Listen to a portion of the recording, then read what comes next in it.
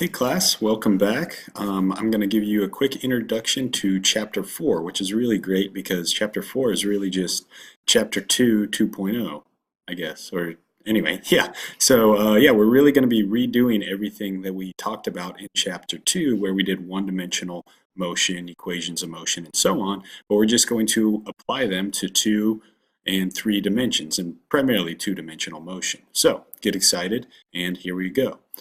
All right. So let's just, again, start from the basics. The first thing is position, right? How do we define position? Well, for 3 dimensions, you can have a position vector that has an x component, a y component, and a z component.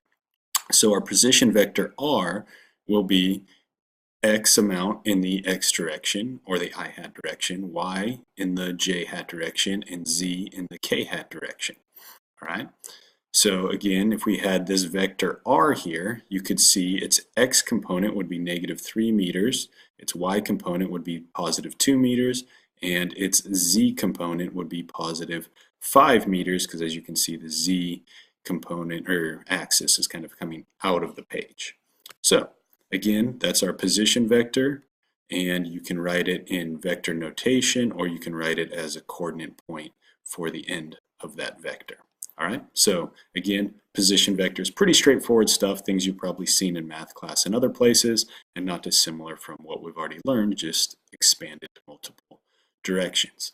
So now we want to talk about, again, velocity and acceleration. So to understand velocity, it's change in position over change in time, right? So we need to understand our displacement is just going to be, again, the difference between any 2 points, or a position vector representing your final position minus the vector representing your initial position. So if we write this out in vector notation form, now that we know how to do vector math, adding and subtracting vectors, what we can see is that this is really just going to be equal to, the change in position here will just be equal to the change in the x direction, the change in the y direction, and the change in the z in the z direction. Again, that's just our displacement vector written out in terms of the individual components. And so it becomes really simple, right? Because now we're just doing the same thing that we did back in Chapter 2, delta x, but doing it 3 different times, putting those together and turning them into an overall displacement vector in 3 dimensions. So it's long because you get to do it 3 times, or have to do it 3 times, as some might say. I say get to, but anyway, you get to do it 3 different times, and so it makes for a longer process, but it's the same exact process as what we've already done, just doing it individually x, y, and z directions, and then putting it all together. So same thing is true with velocity. Our average velocity, right, is change in position over change in time. So it's our displacement over time, right? And so when we want to break this out into component form, our velocity then just becomes the velocity in the x direction, the velocity in the y direction, and the velocity in the z direction, each as components of your overall average velocity. All right, because delta t is a scalar quantity, you can distribute it under the delta x, the delta y, and the delta z. And so what we find is that our displacement over time, or our average velocity, ends up just being equal to the sum of the different components in their given directions. Same thing is true with instantaneous velocity. Instead of doing delta x over delta t, or delta y over delta t, or delta z over delta t, we take the derivative of the displacement function with respect to time. And so what we get is our instantaneous velocity ends up just being a vector combined, combination of the x, y, and z components of the velocity, each in their given direction. So it's really nice. We can just define our x velocity as the derivative of x with respect to time, our y velocity as the derivative of y with respect to time, and our z velocity as the derivative of z with respect to time. So again, we're doing the exact same thing as Chapter 2, just repeating it 3 different times for our different components. It becomes quite simple when we look at it in that manner. So I just want you to take a minute. Let's look at a 2-dimensional example. Let's imagine that we have some object, some particle, maybe an electron or something, that's undergoing a circular motion. And so at one instant in time, you've discovered that its instantaneous velocity can be represented as the vector 2 meters per second in the I direction and a negative 2 meters per second in the J direction. I want you to pause the video and think for a minute. In which quadrant, again, this is the first quadrant, second quadrant, third quadrant, fourth quadrant, if you remember back from math. If this thing is moving in a clockwise manner, which quadrant is it in? If it's working in a, or moving in a counterclockwise direction, which quadrant is it in? So take a minute, pause the video, and I want you to answer 1, 2, 3, or 4 for both part A and part B of this question. Got it? You paused it? Okay, hopefully you got an answer. Let's check it out. So the answer is for part A, quadrant 1. If it's moving in a clockwise manner, the moment at which it's moving positively in the X direction, so here it's moving positively in the X direction, and negatively in the Y direction, it would be quadrant 1, because as you go around, it's only when it's up here that it's moving positively in the X direction, but negatively in the Y direction. Now, if it's going counterclockwise, if it's moving in this direction, then the moment at which it's moving positive in the X direction is in quadrant 3, when it's also moving negative in the Y direction. So it's going down and to the right when it's in quadrant 3 for the counterclockwise option, and it's going down and to the right when it's in quadrant 1 for the clockwise direction. And you can see, look, this vector has the same magnitude and direction in both cases, but based on the orientation of its circular motion, it changes which quadrant it experiences that vector. All right, so tricky one, usually confuses people, but hopefully helps drive home some of these concepts a little bit more for you. All right, so now let's talk about acceleration. Again, average acceleration, as we learned about back in chapter 2, is just change in velocity over change in time, right? So average velocity, or excuse me, average acceleration is just change in velocity over change in time. And so instantaneous velocity, as we learned again back in chapter 2, is really just taking the limit as time goes to 0. So it's really just the derivative of velocity with respect to time. And once again, we can break this out into x, y, and z components. So we learned before that velocity has an x component, a y component, and a z component. So you can take the derivative of each of those components individually, add them up in vector notation in terms of the I hat, j hat, and k hat directions, and what we get is an overall acceleration that's made up of an x component of acceleration, a y component of acceleration, and a z component of acceleration. Now notice, again, everything we're doing here is the exact same as what we did back in chapter 2. We're just doing it for the x, the y, and the z independently, and then we can put them together to give us an overall picture of the overall motion of our object. So it's really quite powerful because vector notation enables us to break it down, deal with everything as if it's 3 one-dimensional problems, and then put it back together again. It makes it very, very much more simple than trying to do it in all vector form in 3-dimensional geometry. So get excited. All right, so let's do a quick conceptual question for you here. All right, I got 2 of them actually. All right, here's a skier. I love skiing. Been snow skiing since I was like 3. All right, here's a snow skier. He's going to be moving down this path here, as you can see. He's going to be passing by point B, C, D, E, and F.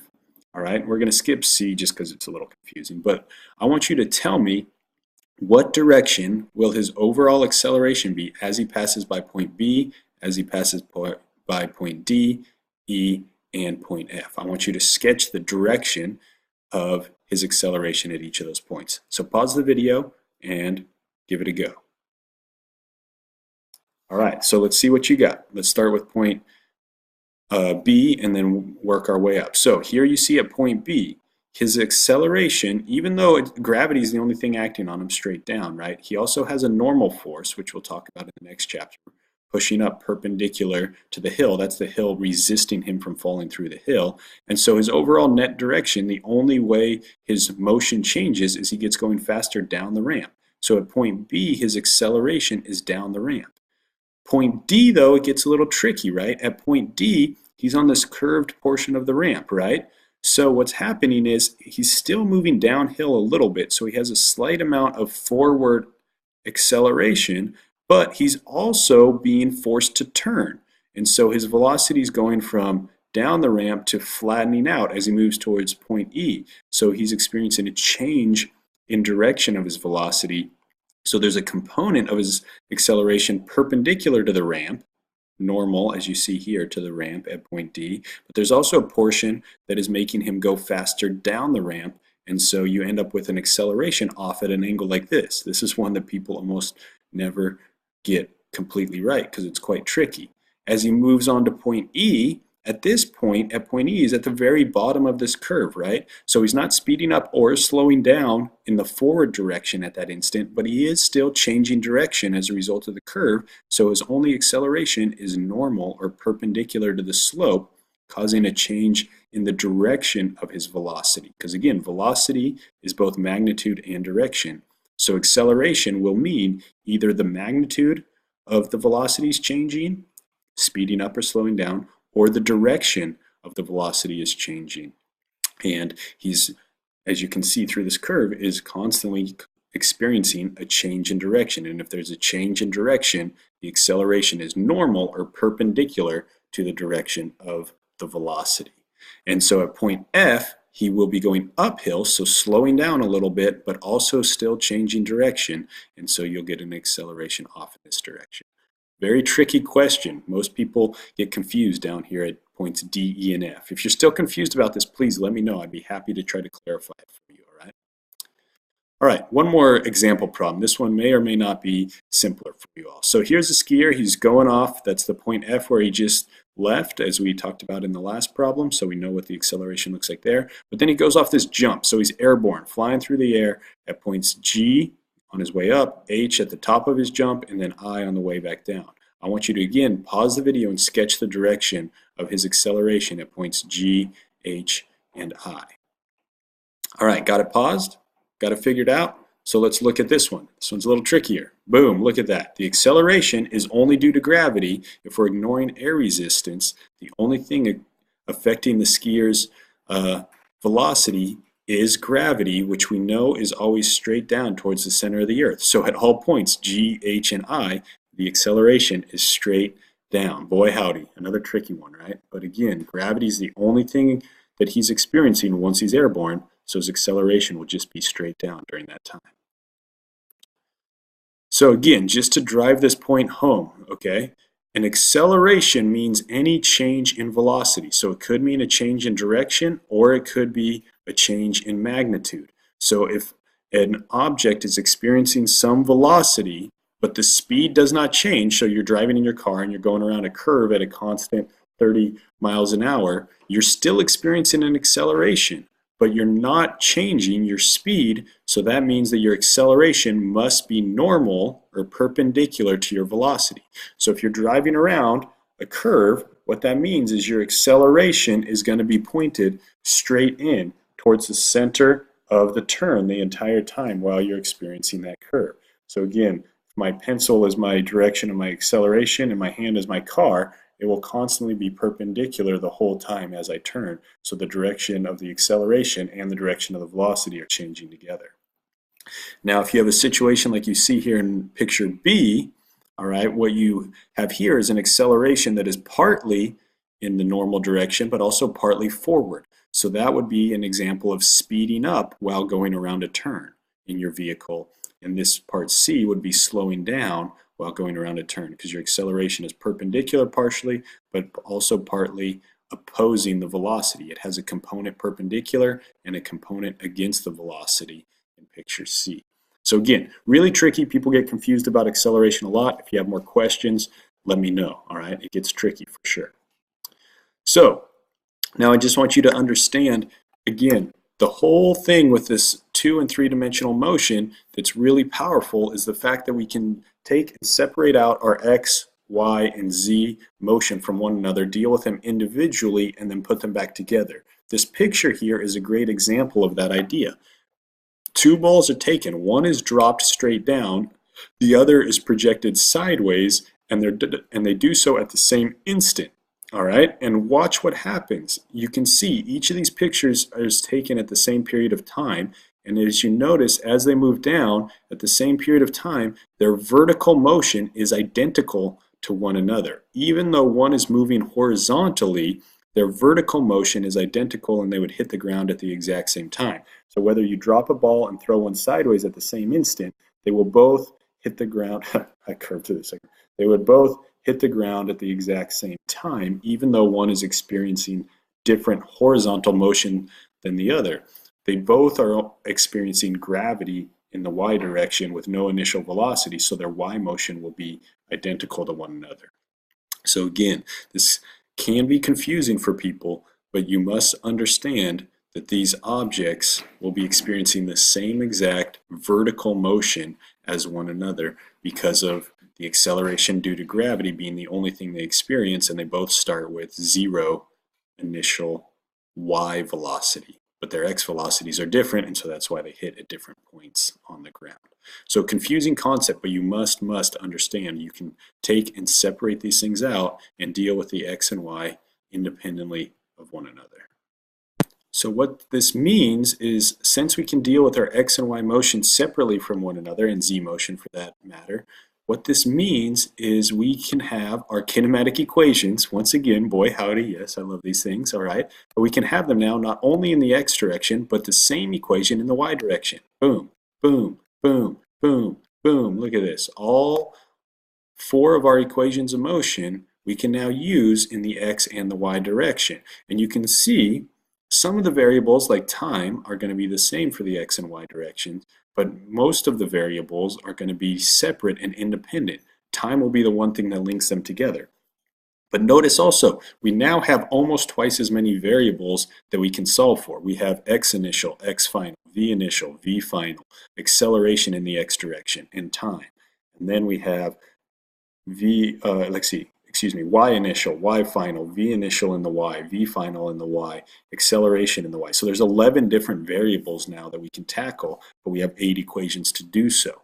So the algebra can get a little tricky, as you'll see in the homework and other times, but it's good for you, builds character to practice with tricky problems for sure. So these are our kinematic equations. We're going to, I'm going to let you guys stop here for now. Think about the kinematic equations. Think about how we can really deal with motion independently, and then I'll make a second video on chapter 4 with some example problems and diving into some specific cases like parabolic motion under gravity and so on. All right, so that's the end of the first half of chapter 4. Giddy up, let me know if you have any questions.